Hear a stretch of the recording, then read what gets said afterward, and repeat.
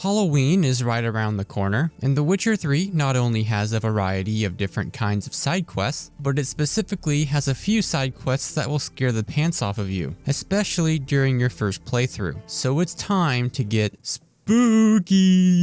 This video will cover the 5 scariest side quests in The Witcher 3. The final quest on this list is even more terrifying than that alien isolation mission in Cyberpunk. So if none of these quests have you shivering your timbers, the final quest on this list definitely will. But what is truly scary is that 50,000 people actually subscribed to this channel. That's right, I recently hit 50,000 subscribers, which is absolutely insane for someone who doesn't have a team of social media experts telling me what to do. It's probably why half the stuff I say is completely unhinged and borderline cancelable, but it wouldn't be possible without you watching me act like a complete idiot on the internet. Anyways, this is getting too sentimental for me. The first spooky quest for this Halloween season is just as funny as it is scary. I don't want to frighten you away too soon now, do I? You make your way to the Skellig island of Spickarug to help Ceres on Crate with the crazy tasks she has chosen to do. So to find her, you have to climb up to the haunted house up in the mountains, where you'll find Ceres unconscious on the floor. When you bring her outside, she will tell you that she is trying to lift Jarl Udalric's curse. So you need to head back inside the creepy ghostly building and go down into the basement, where you will find a sword that you will need in order to supposedly lift the curse. Once you pick it up, you will see a spooky ghostly shadow on the wall, but when you turn around, you will see that nothing is there. You'll then make your way with Ceres to speak with Udalric, where you will discover that he hears voices inside his head, which he claims to be the gods. The Jarl of Spickarug is a total schizophrenic nutjob, but he will instruct you to drop the sword you grabbed earlier into the ocean. Once you have dropped the sword back into the ocean, you make your way back up to speak with Udalric again, only to find out that the voices have told him to gouge out his eye. So you and Ceres have a very lengthy conversation about how Udalric is possessed by a him, and the only way to free him is to trick the him. So you and Ceres then make your way back up to the haunted house, where she tells you to wait as she has a plan, but can't tell you, so you just have to trust her and do whatever she says. After some time passes, Ceres will return to the spooky house with Udalric's newborn baby, and tells you to throw it in the oven. So without any hesitation, I throw the baby into the oven. What can I say? I have a weakness for feisty redheads. After killing the guards, it is revealed that you did not actually kill the baby, and have successfully tricked the him into leaving Udalric's body. And that's the entire quest. It started off scary, but we ended up tossing a baby into an oven to appease a sexy redhead. I see this as an absolute win. But the next quest gets a little more supernatural. When you first meet with Kira and Velen and travel through some elven ruins, she'll invite you over to her house for some sex. I mean, she has a problem and needs your help. Kira wants you to head over to Fyke Isle and find the laboratory at the top of the haunted tower, and then lift its curse. Once you sail to Fyke Isle, the island will get surrounded in a gloomy fog, and necrophages will be around every corner. But once you reach the tower, you then have to climb up to the very top floor. Kira gives you a magic lamp that you can use to see the ghosts of those who have died on this island, which only adds to the spookiness of the quest. But as you climb the tower, not only is it extremely dark, you'll also hear very loud footsteps and constant banging.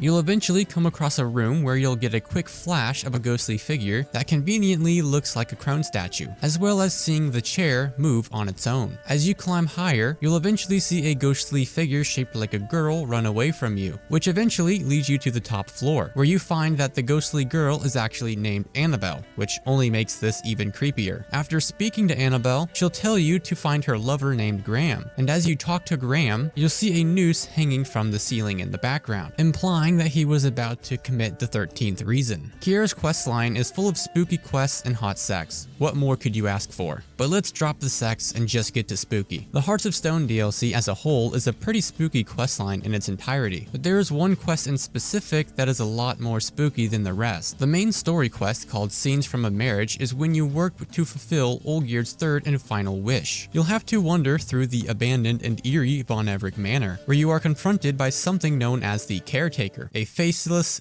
demon thing that attacks you with a rusty shovel. This is definitely the most terrifying boss fight in the entire game, and the worst part is he has the ability to summon specters that he will hit with his shovel to regain health. He also regains health anytime you take damage, so this boss fight will go on for a while. But once you defeat the Caretaker, you'll have to make your way through the haunted mansion without any working lights. Stuff will fall from the ceiling, wraiths will jump out from the paintings, and eventually you'll have to fight Iris's Wraith, which also has the ability to quickly regain health. And there's nothing more terrifying than a boss boss that can regain health. But once you make your way into Iris's room and find her body, you'll then have to bury her and enter the painted world. The rest of this quest is merely just you walking through the painted world and solving easy puzzles to reconstruct Iris's memories, and then watching Iris and Olgerd's love story unfold. So it's not very scary anymore, other than the random ghost spiders that jump out at you. Overall, the entire Hearts of Stone DLC is perfect for the Halloween season and the Valentine's season as well, because both are equally terrifying. But near the Hangman's Tree in Velen, you can find an unmarked location called the Devil's Pit, along with the side quest called In the Eternal Fire Shadow, where you have to investigate a cursed mine on behalf of an Eternal Fire priest. As old abandoned mines go, just walking within its walls is scary on its own. As you make your way through the mine, you'll hear a ghostly and demon voice calling out for help and asking you to find him. Please,